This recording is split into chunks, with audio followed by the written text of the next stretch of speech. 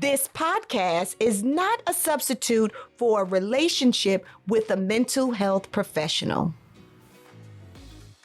Hello, everyone. Hi, family. You are listening to Mental Health is a Lifestyle podcast by your girl, Andrea Wise-Brown. And I am so happy once again to be here with you. Again, on this episode. Come on now. I'm so happy. Me being here expands on the quality of my life. And my hope is, my intention is that me being here expands on the quality of your life too.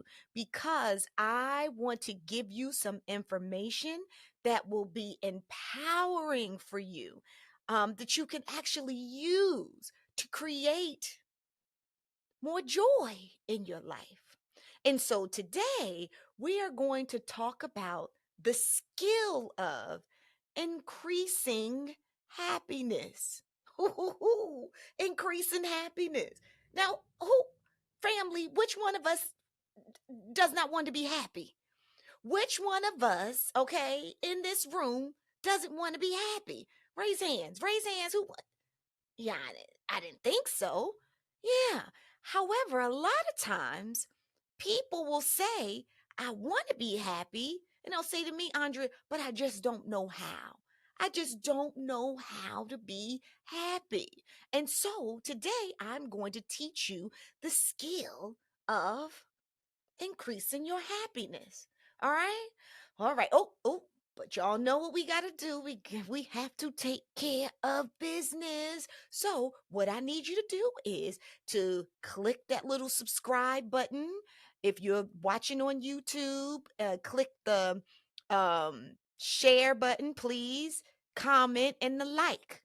I want you to subscribe, like it, make a comment, and share, because we want a happy world. And then if you're listening on podcasts everywhere, anywhere, I would love for you to like it and to also share it and also subscribe, please, wherever you are on whatever podcast.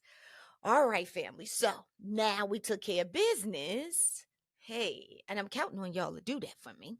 But now that we've taken care of business.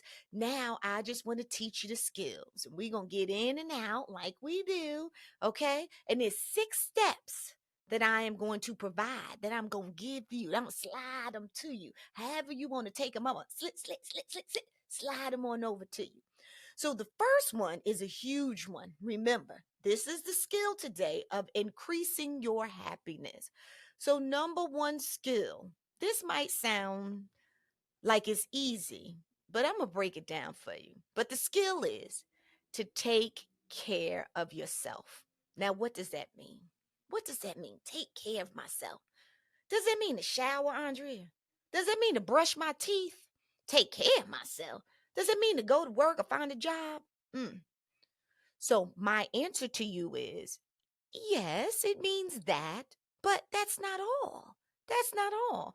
There's so much more to the skill of taking care of yourself. So a lot of times, I'm talking about today, but you are mothers or fathers, uncles, cousins, grandchildren, grandparents of others, connected to others, and you will find yourself taking care of them all of the time.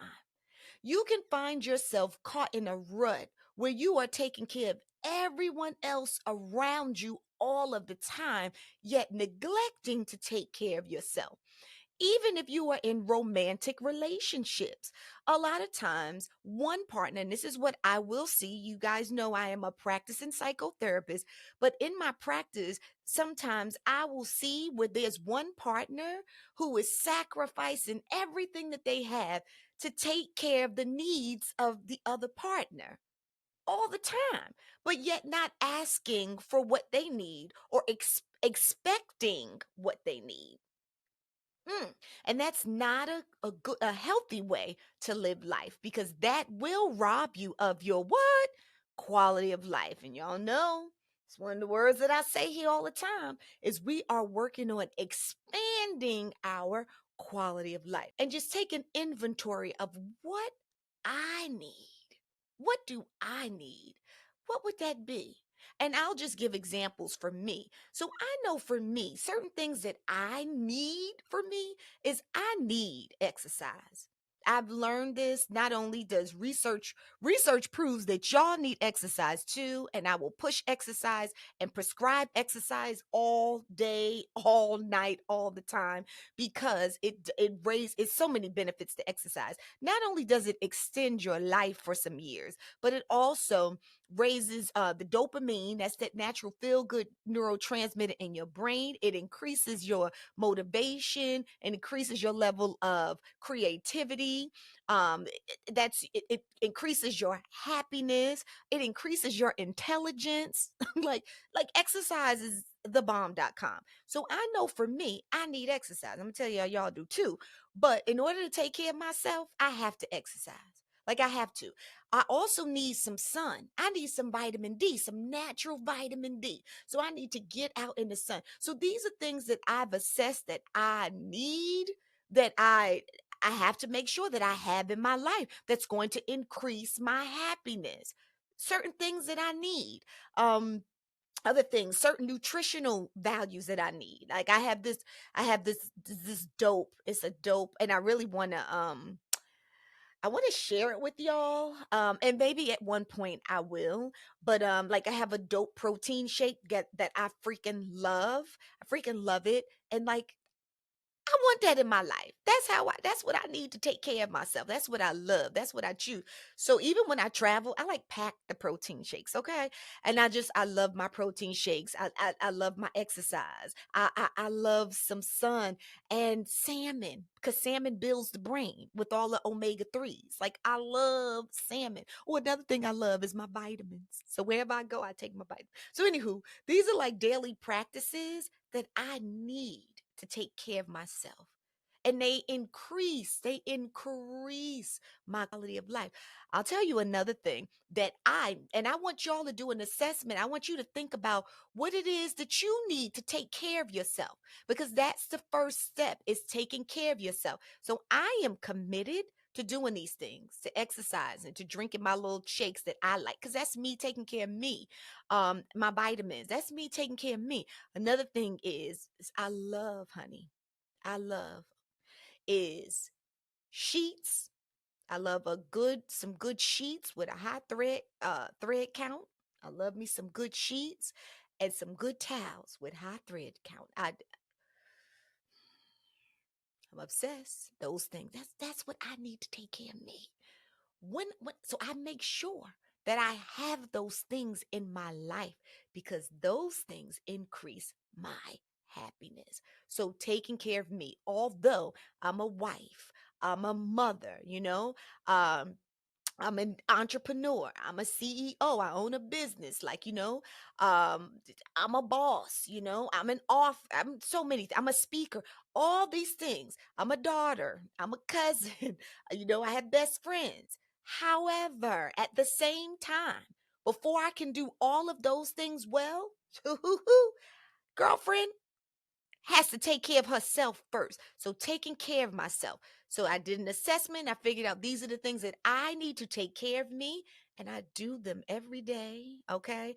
As consistently as I need to, because that's me taking care of myself. That's number one. Number two, seek therapy. Psychotherapy is freaking amazing. I want you to go and sit down with a trained, licensed professional, not your cousin Bubba, not your cousin uh silly Sally who, not your auntie Velma. Like no, no, no, no.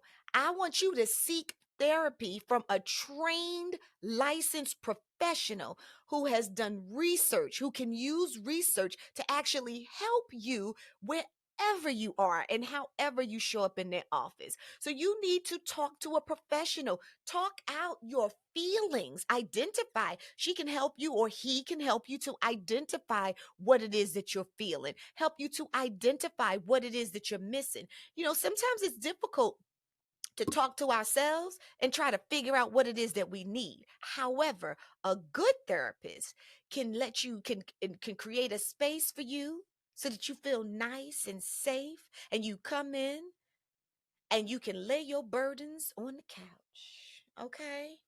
And then you can talk and they will reflect what it is that's inside of you that you do want and that you do desire from processing through your feelings and your trauma, and maybe processing through where it is that you actually see yourself now, challenging your perception. Like, it's just so many powerful things. Therapy with a good therapist, you got to do some research, will change your life for the better. And I will say this to you because someone asked me this not too long ago, and I thought it was a great question. They said, so if I have been going to therapy and I kind of did about 4 sessions with this therapist, and it was I did pretty good, because it was like my first bout with therapy after getting past the stigma of, mental health, mental illness, and going to therapy. I actually went in and it felt good to kind of sit on the couch and just talk. Finding a safe place to talk. They said to me, but at this point, at about 4 sessions in, I'm kind of feeling like we haven't really built rapport. I kind of, I feel like I want to change, but is that the right thing to do? Are you supposed to change? And I'm like, absolutely. That's a great question. So, for anybody out there, if you go to therapy and you find a therapist, thank goodness. I'm so glad, so dope of you, smart of you to find a therapist. You go, you process some things. When you feel like it's time to find a different therapist or someone else, go to someone else. Therapists don't get mad. We don't get mad because the goal, and if they do, then that's on them. That has nothing to do with you. That means they have some more work to do, because the intention here is to help you. The intention is to help you wherever you are. It's you, it's serving you, it's for whatever it is that you need. And if you were to ever come to a therapy session with me and you felt like you weren't getting your needs met, you don't need to be in my therapy session. I don't want you in my therapy session. With love, honey, with peace and love. I love you. I want you to get what you need. However, if you come into a therapy session with me and we build rapport, you feel safe, and you're getting the things that you need, then you continue to do the work. Rock with me, because I got you, boo. But that's how that is. But if you're ever in a session and you feel like, there's really no connection, I'm not really learning or I'm not growing, do not continue to go, and don't give up on therapy. You go find another therapist. There are so many therapists out here now, all different races, different genders. Like, go find you a therapist, please, and talk through your stuff. Talk through your feelings, your emotions, and your thoughts, okay? So that is number 2 to the skill of increasing your happiness. Number 3 is I want you to assess the things that bring you joy. What are your hobbies? Do you have any hobbies? That's what I want to know. Do you have any hobbies? And if you were to tell me, no, I don't, Andrea, then I'm going to tell you to find some. Let's talk about it. We can talk about that. That can be a part of our therapy session. What are the things that you just like to do? What are the things that you're drawn to? So if you weren't working or taking care of your spouse or your kids or like, what are some of the things that you just enjoy doing? Take all judgment away from everyone else. What do you like to do? Honey, get to know you. Assess what hobbies do you like? Do you like I don't know, playing cards, Hmm. Do you like playing tennis? Did you play tennis a long time ago when you was a child, and now all of a sudden you like, I haven't played in years? Do you like go find a tennis match, a tennis team to join? Do you like jumping rope? When you was younger, you used to like to jump rope, and now that you've gotten a little older, go find some jumping rope, some teams. Do you like to read books? And then as you've gotten older, you really haven't taken any time to read books. They have clubs for reading books. They have book clubs. Find you some book clubs. Find other people. They got, what is it, on these different apps? They have all these apps where they have these meetups and these groups that you can join. They have groups for every single thing that we enjoy, that people enjoy, all different types of hobbies. If you like drinking wine, they got, go on wine tours. They have wine groups that you can join. You understand what I'm saying? Do things that you enjoy. One thing that I'm just getting ready to add, I usually do. I'm a pretty happy person, thank God. And it's because I use the skills that I teach y'all. But one thing that I'm gonna do, yeah, is I'm gonna find a dance class, because one thing I love to do is dance. I like to eat too, but I ain't never had no problem finding places to eat. But I love to dance. Like, I love to dance. It makes me so happy. So I just was thinking not too long ago, that's what I'm about to do. I'm about to find me some different dance classes where, yeah, where I'm be dancing. That was so funny, y'all. I just got this flash in my head of me on Dancing with the Stars. How funny would that be? But that's not really. Anywho, I digress. Okay, let me go back. Okay, so now, yeah, so that's something that I'm gonna do. But assess, what are your hobbies? And then connect to the hobbies.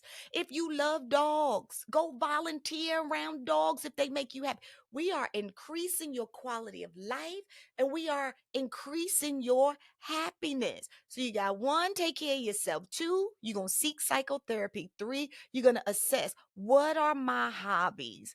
What are the things that I could do that would bring me joy? Number four is giving back to others, volunteering. Oh my gosh. There is nothing like giving to others that can really make you feel good about being you. There's nothing like it. I don't know if you've ever volunteered,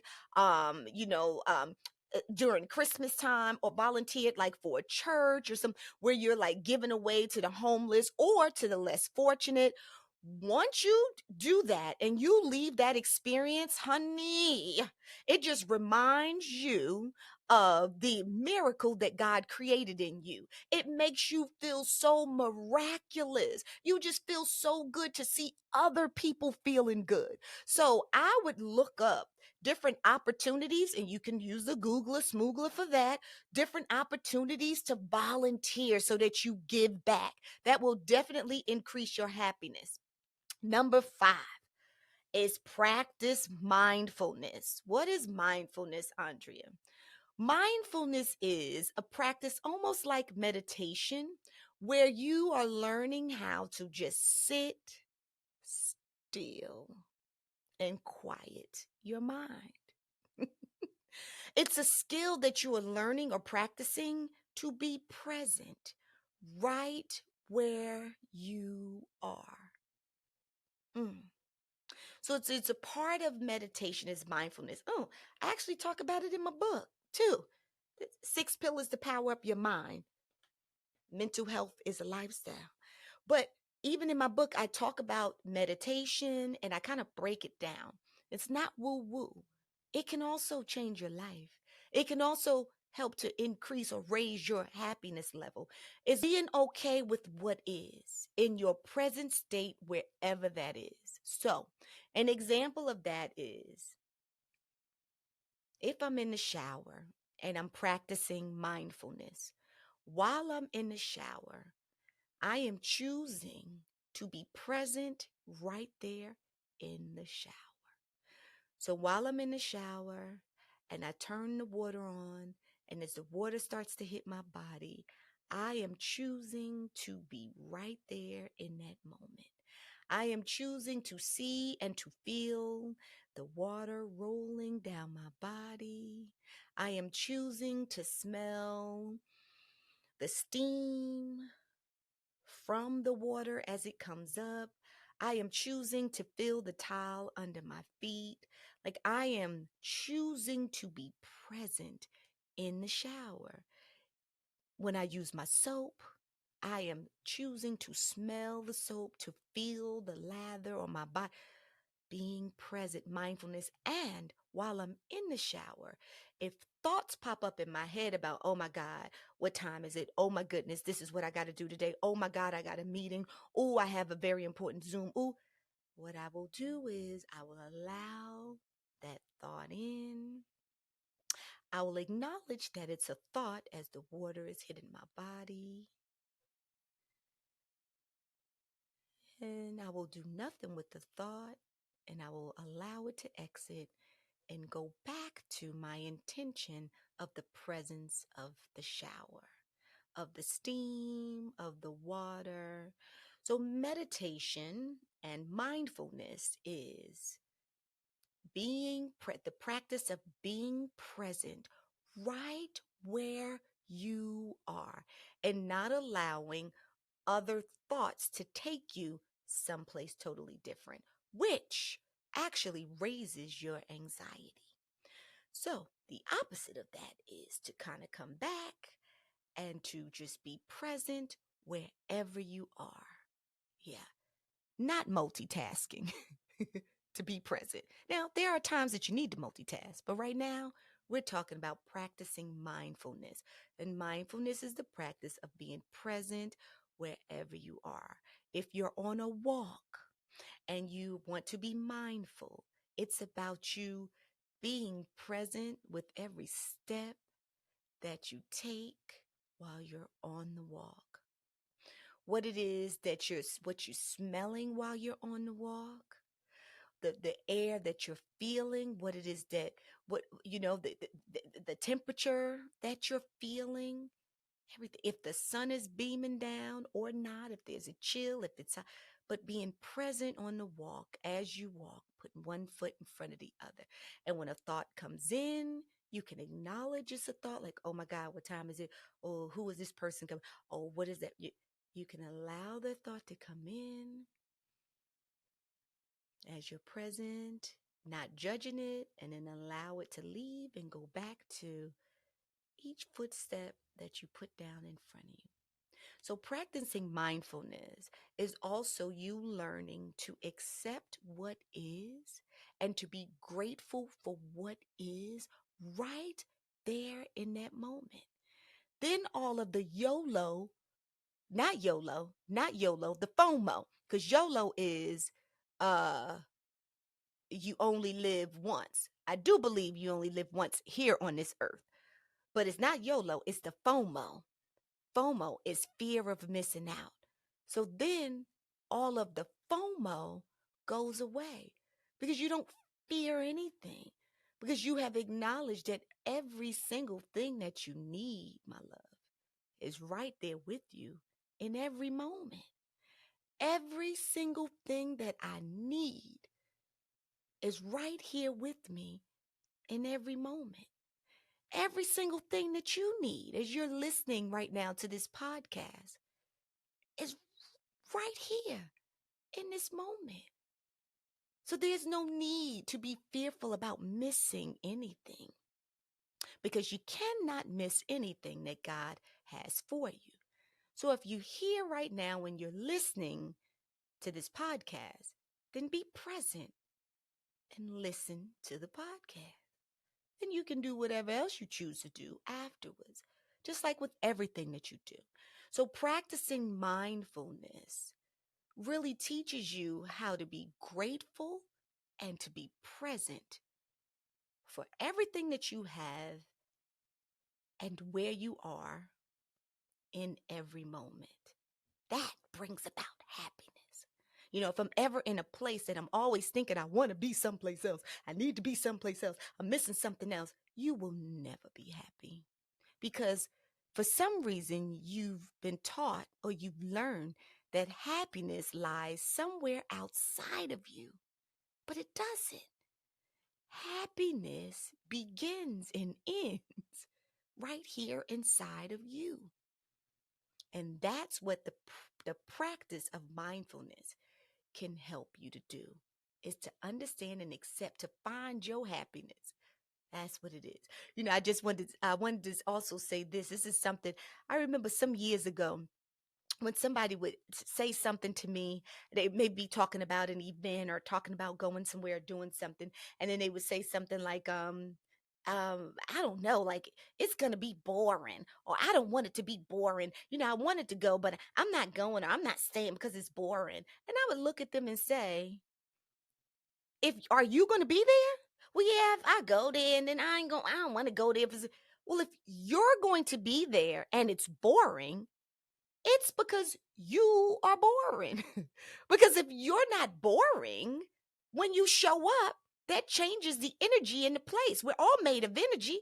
So now the space is no longer boring unless you boring. Anywho, I digress. They had nothing to do with mindfulness. That just had to do with self-acceptance and kind of looking at yourself. But let's just go back to I said practicing mindfulness was number 5. And number 6, here we go. This is the last step to increasing your happiness. We got the first one is take care of yourself. I explained that. The second one is seeking psychotherapy from a trained, licensed mental health professional. So you can also maybe do some kind of assessment to make sure that you're not facing, you may be depressed, may have a little depression, and then you can work on that. And then the next one is to assess your hobbies. Assess, what are your hobbies? What are the things that you love to do? What do you like to do? Assessing your hobbies. Then number 4 is to give back to others. Number 5, practice mindfulness. And number 6, set goals. Set goals. If you're living this journey called life and you don't have goals, then what are we living for? So I understand everyone's life is precious. Everyone is worthy of being and experiencing and connecting. But if you want true happiness, then you have to have something that you're working towards. Like, that's your goals are your motivators. So you find some motivators, some goals. What is it that I would like to achieve? So I'm 25 years old. And maybe by the time that I'm 30, I want to achieve 3 things. Or maybe by the time I'm 40, I want to achieve 6 things. Or maybe by the time I'm kind of walking off this journey into our next place that God has for us, I want to achieve whatever the thing is. You know what I'm saying? Like, whatever it is, set some goals, because then every single time that you make some type of with advancement towards your goals, you meet a deadline, or you meet some type of advancement moving towards achieving your goals, that gives you a boost of dopamine. It gives you a sense of purpose living here on this earth, on this journey called life, and it makes you happy. It makes you happy. It will increase your happiness. Yes. So set some goals to obtain. And every time you set the goal, it gives you a reason to go. It gives you some motivation. And then aside from that, when you actually meet that goal and you check it off a list, oh, it feels so good. And you get a burst of happiness. There you go. More happiness. Happiness on top of happiness on top of happiness. That's the thing. Okay, family. So you have your 6 things, your 6 steps to the skill of increasing your happiness. Please, family, try it. Remember, you got to work it, my love, in order for it to work. You have to do the work in order for it to work, my love. I'm giving it to you. So I love you, family. That concludes another episode of the Mental Health is a Lifestyle podcast with your girl, Andrea Wise-Brown. And I can't wait to see you on the next episode. Be here or be square. You don't need to be square because I want you to be here because I love you long time. So I can't wait to see you guys on the next episode. Come on, family, do the work. I'm giving it to you. See you next time.